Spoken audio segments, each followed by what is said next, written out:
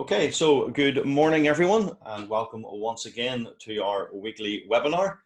We are still entitling these the lessons from the lockdown, although I think lockdown is certainly fading into a little bit of a distant memory in some aspects, but again, not taking anything for granted in terms of where we may be, because things can change quite quickly when it comes to... Yeah, actually, to cut in, I think if you're in Manchester, Bolton, Leicester, there's a lot of places, big chunks of Australia suddenly. They're putting up border controls for people traveling from one state to the next in New York and in Australia. Yeah, we're far from out of the lockdown. We just don't have a uniform consistency. Yeah, that's a very good point, actually. Thanks for cutting in on that. I wasn't actually aware of Australia. I think I read something, but so is Australia actually... They've moved to back to lockdown scenario? Victoria is checking that people are not traveling in from other states. So Melbourne is sort of the epicenter in Australia for problems right now, and they're starting to put up border controls inside of Australia for Australians. Okay, interesting. So, okay, so yeah, maybe we're still got an appropriate title. Yeah, today's webinar for any new attendees that happen to be on today, and every week we're getting new ones. Our crowd is growing, which is we're delighted with that. And so for those that don't know me, my name is David Johnstone. I'm the CEO of LEOcrowdfunding.com. We are a property crowdfunding platform, and I'll let my co-host introduce himself. John Corey, property investor, US, UK. And a bit of a tech guy, given my start of my career was in Silicon Valley. Very good. And now running a monthly networking event, Property Fortress, and sort of... Yes, actually, for a quick comment on that, big spike in attendance pre-registered for next Tuesday night. I think it's got a lot to do with Chris Cleghorn from Yieldwise being there. He's going to be talking about, buying B&B during the pandemic. He's been doing a number of transactions in the last few weeks, probably last 12 weeks. And also he's very much a buy and hold for income sort of guy. And maybe the interesting lesson from the lockdown is his portfolio, personal and also clients, is heavily skewed towards universal credit or what used to be LHA tenancies. It's a geography thing. And that is made for very secure income during the pandemic. Very good, interesting. So yeah, that should be an interesting one. So those that aren't used to getting onto your monthly meet, I would definitely recommend that. And I'll drop a link into the chat for people. Yeah. Actually reminds me, which I'll mention near the end, one of our organizations that we work closely with have actually got a event coming up. This Saturday. It is this Saturday. So I'll get details of that. That's the Propel Network. They have an all-day event about property investment. I'm actually one of the speakers. Aisha Fori, my co-director in LEOcrowdfunding, is also one of the speakers, and she's also the founder of the Propel Network. So I'll get you the details of that at the end, and make sure that give that a plug as well. So let's get on with today's webinar market update. I'm going to go with valuation of property first, John, because I've got an interesting story. Happened to be yesterday talking to a mortgage broker, someone who does life insurance and all as well. It's a typical mortgage broker, but a guy I've kind of known as in very casually. I know his brother better. He runs an estate agent in Northern Ireland. But when this guy asked me what I did and explained property crowdfunding, he's like, "Oh, I've got an interesting stat for you." So the stat was this: 78 mortgage applications back in January, February were put on hold. This is the Northern Ireland market, just for the attendees to be clear, in Northern Ireland. And 78 mortgage applications put on hold because of COVID. Obviously, valuers couldn't get out. All of those 78 have now been processed, and not one single down value in all 78 mortgage applications. Okay, very good. I thought that was exceptionally significant. Now, it's not to say there aren't parts of the country that will obviously have an impact. I understand there's different factors in different parts of the country, but when we consider the doom and gloom merchants, the front page of the papers often about the huge crash that's coming in property, and this is devastating, and absolute disaster that awaits us. Certainly for Northern Ireland, here we are in August, and the property prices, according to the valuers, independent valuers, are saying the property prices here are exactly what they were in February and March. And I think that's very, very, very, very significant. So I don't know what your analysis is of that as a bit of information. I think it's going to be really hard. And a lot of the ways that we measure this stuff is we look backwards at past sales. And there's no real data that will show up for 2, 3 months, 4 months. Now, funny enough, Halifax and Nationwide, their surveys are actually not surveys of transactions that are completed. They're surveys of mortgage applications that have been submitted. So they look forward and have essentially a future outlook almost based on who's applying for a loan, but it's not necessarily indicative of what closed. So I think we're going to find the data's all over the map. I think people should look for a good deal and be able to spot a deal when they see it and take action. Whether you get a down valuation, whether you get the valuation you expected, or maybe a positive one, it's worth more than you thought. Don't be surprised. It's just, we're in turbulent times. There'll be bumps. Yeah, no, I think that's absolutely correct. So in terms of relaxation of planning, because I do comment on this a few weeks ago, but I think this is, again, massive for property in general, but particularly for crowdfunding platforms or anyone who are looking to get into the development side and renovation side.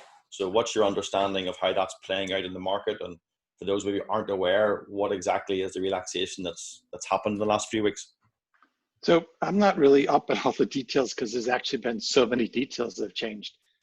There's a lot of news today, literally this morning, about information they're releasing today. There's going to be a default presumption of planning will be approved based on how local areas are designated. And I think it's for growth, stable, or protected, or something like that. And local communities, local councils, whatever, will set those criteria. And then by definition, because that's in place, if you're in an area designated for growth, it's pretty much you have a green light before you apply. There's a bit of an uproar about this. The British Architectural Society is not happy with this. They think there's going to be a problem. Some people are saying that the problem isn't planning. We already have an excess of planning applications approved but not built. I would argue that you have to be able to absorb the properties. You have to have buyers willing to pay to buy the units. And if you can't find enough buyers, I don't care how many plans you have approved. So it's all over the map. I think the interesting one I heard in a different session last night, though, is a presumption that you can go up 2 floors. And it's a very particular set of circumstances, not in a conservation area. It has to be a business or a few other things or a certain type of property. But what they were saying is because most of the agents don't know this yet, and maybe a lot of landowners don't own it, building owners don't already know it. If you buy it now, you're buying at today's price, but you're getting 2 floors free. There'll be a cost to then building that out, but essentially it's not already priced in as an opportunity. So you might be able to get stuff at a discount compared to what you would have paid a few weeks back because you're buying with this potential future value uplift that the seller doesn't recognize. Okay. Yeah, very, very, very, very good. So I think there are 2 aspects that are very interesting for the whole world of property investment. So there you are. Yeah, I thought anecdotal evidence sometimes beats front page newspapers. So I was certainly very, very interested in that whole thing. And we got into discussion as to why we don't have PD in Northern Ireland, but that's a topic for a whole other day. It's certainly a very interesting aspect of what can happen in the UK. So, okay. Do you know what? Do you know if these planning changes apply in Scotland? Not aware of that directly. If there happens to so this might be England and Wales, actually. Yeah, given my Northern understanding Ireland, is that's what it is. My understanding. So that's a good point. Just to remind everyone, if you have any comments or any questions, please go to the Q&A part of the block along the bottom. The name escapes me as to the panel. go along the panel, you'll be able to do a Q&A. Q&A. Don't put it into the chat box. However, I think you put a link up there, John. You might want to just double check, did it go to everybody or just to fellow panelists? That's a good point. Okay. You can have a look at that. I'm not 100% sure. It may have just gone to panelists. And in fact, I think you're absolutely correct. Okay, so yeah, if people who look at the chat box for John's event, if someone just jumps back into the Q&A and lets us know that you've seen that, that would be very helpful and beneficial. So again, happy to take any comments on what we've talked about so far, the planning, valuations. We could definitely get some feedback to us there, which is great. And let's get on now with the main topic today. And again, this came about, I'll say very briefly, John, I had a phone call about 2 weeks ago from a guy I know actually through football, so not property related in terms of our relationship. He so just so people understand, you are a coach and past semi-pro. You have a very long, extensive history in Northern Ireland football, right? Yes, so I've been playing at a semi-professional level for a number of years, and then coaching and managing at a semi-professional level for, well, only for 1 year of a gap. It's been like 26 years unbroken involvement in football, most of that at a semi-professional level. Cool. So yeah, so lots of contacts and people I know in football. So this one guy, and this leads into what our topic is today. And I know, I want to get into this and deep dive into it. Guy rings me. He goes, "Listen, I know you're involved in property. I have a relative, come into a bit of money, and I want to give her your number. Can you have a cup of coffee with her? She wants to buy property in Northern Ireland, and I thought you'd be the best guy to have a chat to her." So I, of course, stressed that I don't give any advice. I'm not authorized to give advice on where she should put her money, but happy to have a general cup of coffee and explain to her, what to look out for, risk versus reward, etc. I then dropped into him, "Have you heard of property crowdfunding?" And of course, he was like, "No, what's that?" And that really was one of the things that prompted us to go for this one today. And that is, I think a lot of people out there don't understand the passive investor opportunities that exist through property crowdfunding. Rather than buying their own buy-to-let, putting all their money into one deal or two deals and having the hassle that goes with that, and the risk with having your money maybe only two deals and being responsible for that property. For some people, that's okay. I'm not saying that isn't a strategy that works for some people, but for others, I think when they see what property crowdfunding offers, then it certainly gives them an alternative option to have diversification, to have crowd validation, to have compliance, all rolled into the if you like, the interaction with property crowdfunding. So, any comments, just as yourself as a passive investor, what is it that you kind of like about property crowdfunding? And then we'll deep dive into these three main points. So if people haven't figured it out, I'm slightly older than some people, and I like the idea that I can basically be lazy and look at deals that they sort of just come to you because they're there on the site, and I can choose to put small bits of money into different deals. I can dabble, so to speak. I can check out people, see if they're really what they say they are when it comes to, does the deal make sense? Do I like the team and everything else? But then let me put 100 pounds in, or let me put in 1,000 pounds, or whatever the number is, and see what they do. And basically, do they communicate? Do they deliver the project? Does it go as planned? So it's a great way to test out things. It's like a bunch of first dates.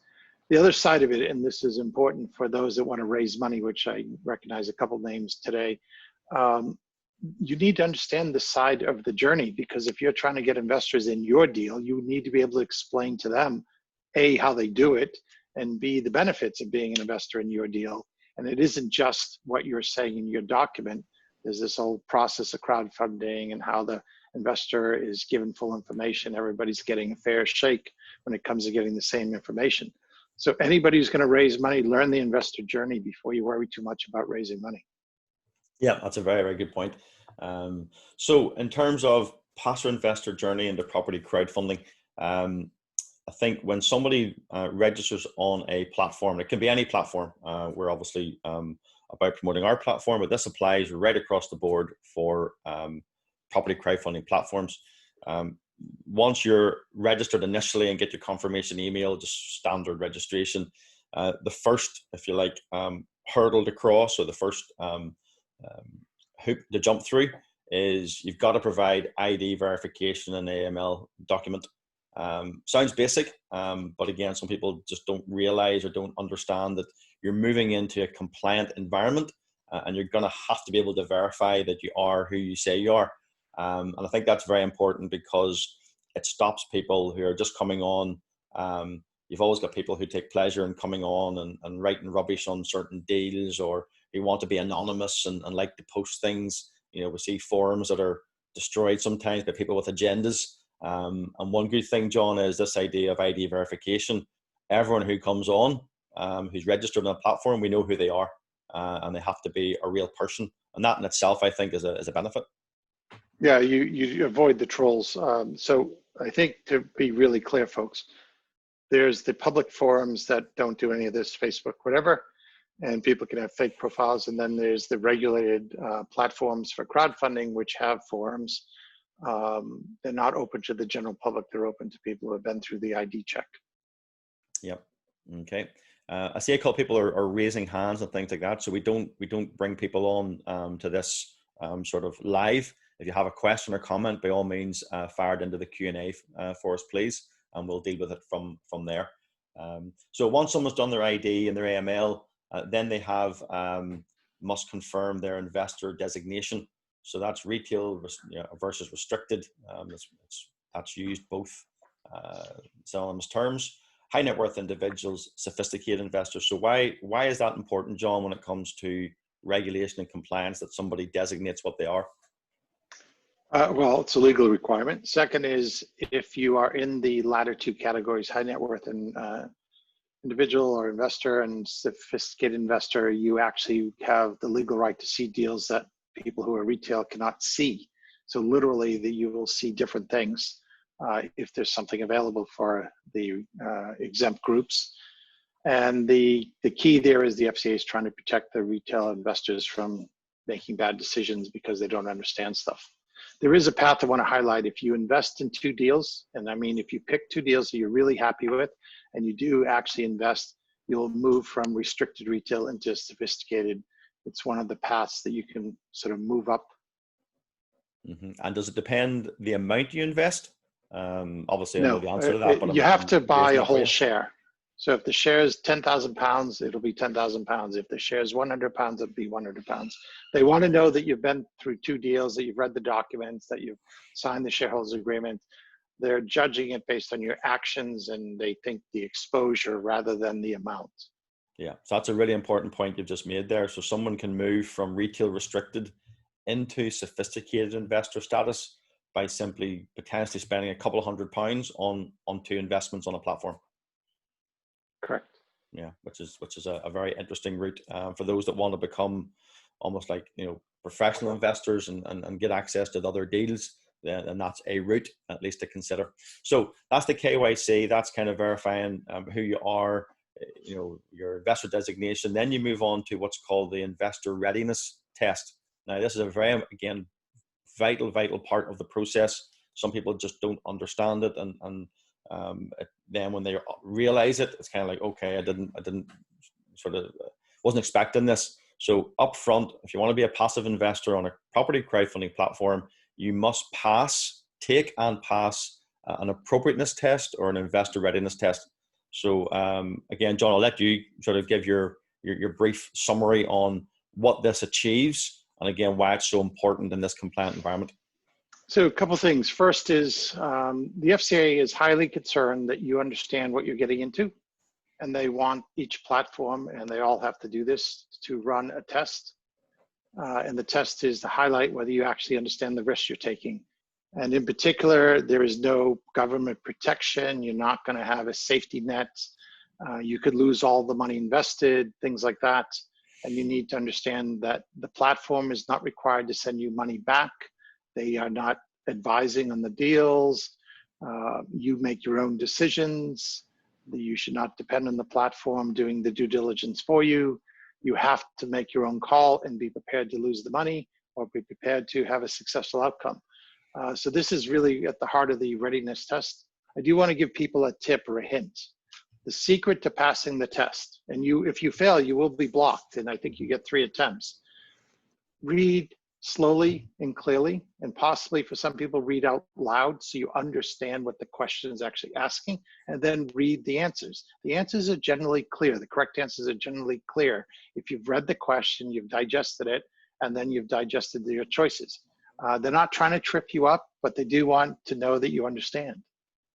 No, that's a very good point, because I think the temptation is that people rush it just to get through it, and then they don't read the question and they pick the first one they think is right and that they move on, and then all of a sudden it's a failure. And you're absolutely right. There is a if you 3 times, then you're literally blocked for a period of time, which is to let the investor go away, if you like, understand the market better, research it better, and then come back and take it. So it's not trying to prevent people getting into this, but it is very much making sure they understand and can demonstrate that they understand the nature of investment. And if you come at it from the point of view of capital is at risk, returns aren't guaranteed, if that's your overriding principle, then the questions are pretty straightforward. And if someone is getting them wrong, and I've had this discussion with some investors, people who are clearly intelligent people, even property investing professionals, in many respects in terms of the track record, but they've just made mistakes on the appropriateness test, and it's kind of like, well, look, if you can't get it right, well, then it means you're basically self-selecting that you're not appropriate to be involved in this type of investment. Exactly. That's it in a nutshell. It doesn't matter what you've invested in the past. This is if you like, the entry level test, and if you can't pass it, it means that somehow you're not understanding the fundamental nature of this type of investment. End of. Correct. So once you get that done, you then become what we call a qualified or an eligible investor. That means you're now able, if you so wish, if you see a deal that you like, you now can invest. So that's the KYC, the investor readiness test, and then we move into the project. And the fact from there, John, what I'd like to emphasize is that the equity offer document, the information memorandum, if you will, is really the key document that people make their investor decision on. And that can be analyzed, discussed, particularly in the project forums. So again, I'll allow you to comment on that. I know you're very much a champion of the benefits of the forums. Well, starting with the forums, this is a forum that's specific to this one project. It is not available to the outside world. It's only available to registered people on here, and it's probably only going to have people participating in it who care about this one deal. And we all have different backgrounds. There may be someone who does a lot of infrastructure work and understands soils, foundations, someone else who understands maybe heat exchange and environmental topics. So we can sort of leverage, by asking questions in the forum for the project, leverage our collective wisdom, and individuals who know more about a certain topic might highlight something. I tend to read through the detail and then ask questions about structure. Or I'll ask a question about the health and safety for a project given the COVID-19 and how that might impact the project timeline. It's a great opportunity to share what questions you have, what concerns you might have, let others actually work with you to discuss it in the forum, and then everybody sees the same information. So all investors will have full access, the same questions, the same answers, the same details. So then jumping back, the equity offer document is available to read. There's some tabs about the team, the highlights of the project. All the information that has been presented, and it's through a vetting process, is there for you to digest. This information is not vetted to prove that you will make money. This information is vetted to prove that it makes sense or is somehow backed up or has a degree of consistency. So the platform is listing an offer. It is not saying it's a good offer. It's just saying they've met the documentation standards for listing. And please make your own decisions when you invest. Yeah. And we also do due diligence on the fundraiser in terms of who are the principals behind the raise. So we verify who they are, verify their track record. And then there's an element of DD on the actual project, which is confirming the legal entity of the structure that's been set up, Companies House checks, and that the claims in the information memorandum are verified, but it's not saying that we're endorsing this as a good investment. That's up to the individual investor. That's a clear distinction. Yeah, and only the claims that are being verified would be things to what have you built before, or what is your name and that stuff. No one can verify a future outcome. And there's Yeah. no claim that a future outcome is guaranteed to happen or guaranteed to work. That's a hint, by the way, if you take the quiz. There are no guarantees from the platform. This is Yeah. very much a joint venture. You are joint venturing with the people proposing the deal, not with the platform. And if it goes well, great. And if it goes poorly, well, that's what you signed up for. Yeah, very much so.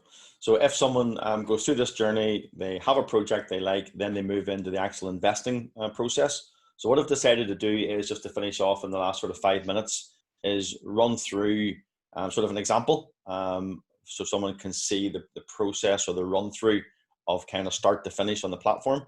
We have had people on some of our project webinars who have started the process, so literally registered the platform, did their ID, sent their AML document in, took the test, and then actually decided to invest literally in less than 10 minutes. So that was someone who had knowledge of the project that was obviously being marketed. But it can be done in that time frame. I'm not recommending that that's how fast you should do it, but just to say that it's not something that takes an hour to do. It just, you need to set some time aside and work through the process. So yeah, I've seen a couple of people screw it up by rushing. So I would prefer, folks, if you actually finish your investor ready test and the KYC steps before you ever really think you're going to invest, it just makes for a calmer decision when it comes time to invest. Yeah, no, that's a fair point.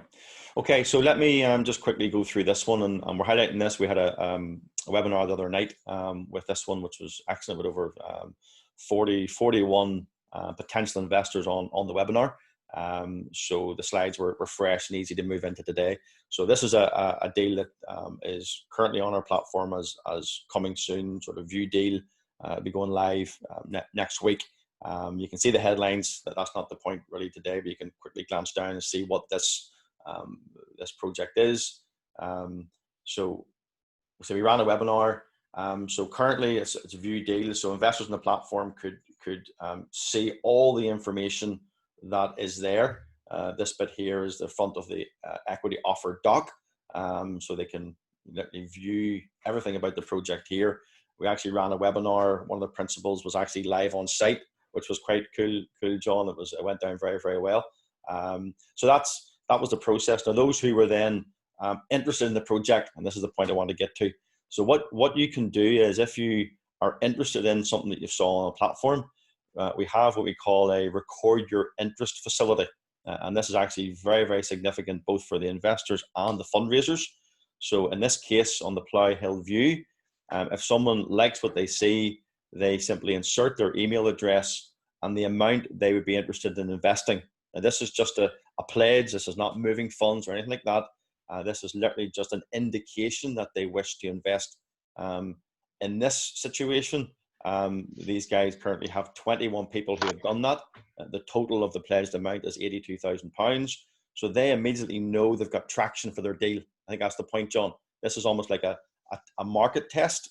And now people can get into the forum and start discussing things in more detail. So I know there's some marketing benefits for fundraisers of this. Do you want to comment on that? For those that want to raise money, you can publish case studies or you can publish your raise like these documents are. And neither of those up to this point are open for funding, but you can collect soft pledges or interest level so that you can start to build your audience, know how many investors might be interested, approximately how much money they think they might want to invest. It gives you a sense of momentum, a sense of what the response is like before you ever open an offer for actual commitment of money. So this is a very effective way to soft test the market. And then particularly on this one, they know that there's possibly 21 investors. Those investors will get notified by the platform when this opens for live investing. And they, the date it opens might be a little bit tied to how much interest and how much money is already been pre-pledged. These are soft commitments. There's no obligation for any of that money to actually be committed to this project, but it seems indicative of what the audience is saying. Yeah, it's almost like if everything checks out the way I hope it does as an investor, then I'm interested in investing. But there's still things to be. And just because you said if everything checks out, The full information package is already released in this stage. So when it's open for review, you see everything that you're going to see. There won't necessarily be, there may be supplemental things that come later if there's a planning application, the council give a decision or something. But for the most part, everything you need to make a decision is at your fingertips here. And it's an opportunity to post any questions and let the developer reply. Yeah. Okay, so just literally wrapping up, John, I'm going to just run through these slides nice and quickly. If anybody wants a copy of the slides, then you can stick in the Q&A now or contact us. This recording will also be available on our YouTube channel, so you can go back through it in more time. But I don't want to get sort of really bogged down into this, but we do need to run through it just so people understand the process. So the starting point is Leo Crowdfunding, appointed representative of Sharon Limited, which is authorized and regulated by the Financial Conduct Authority.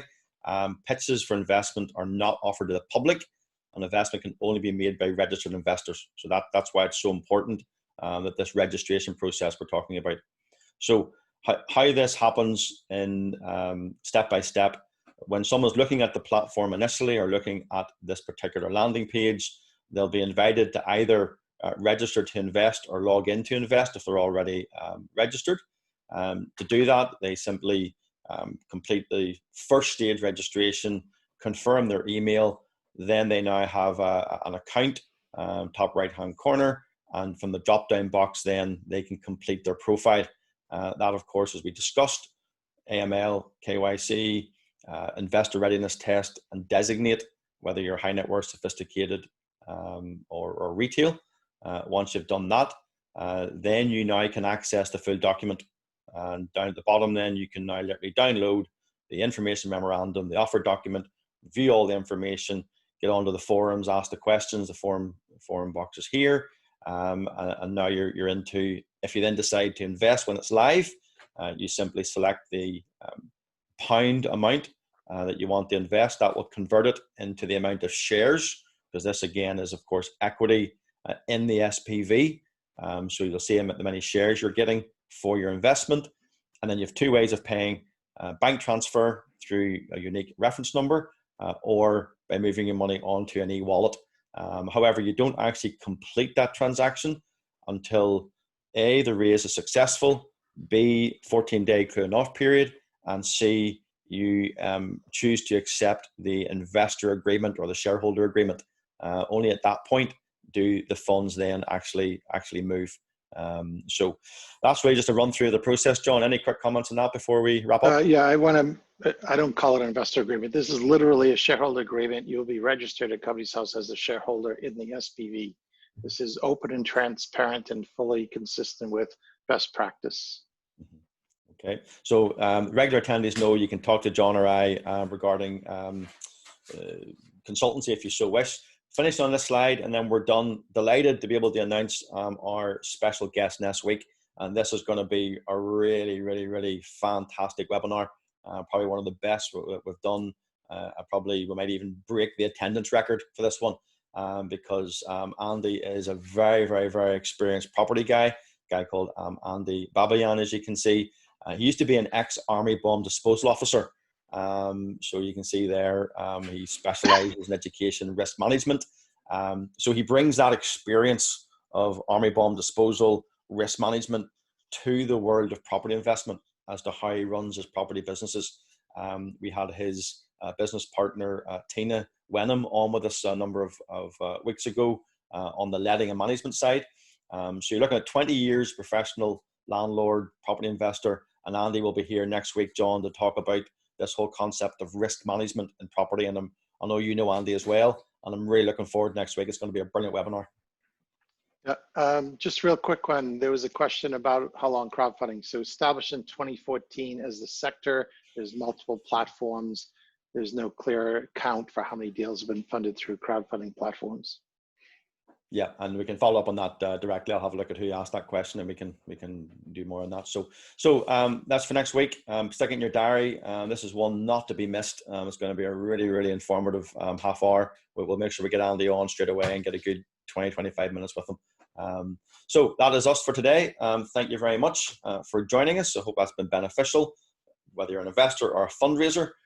That's given you more of an insight into how you invest through a property crowdfunding platform. So for me, that's all. Unless any last minute comments, John? I'm good. Okay. So everyone have a great day. And of course, above all, stay safe.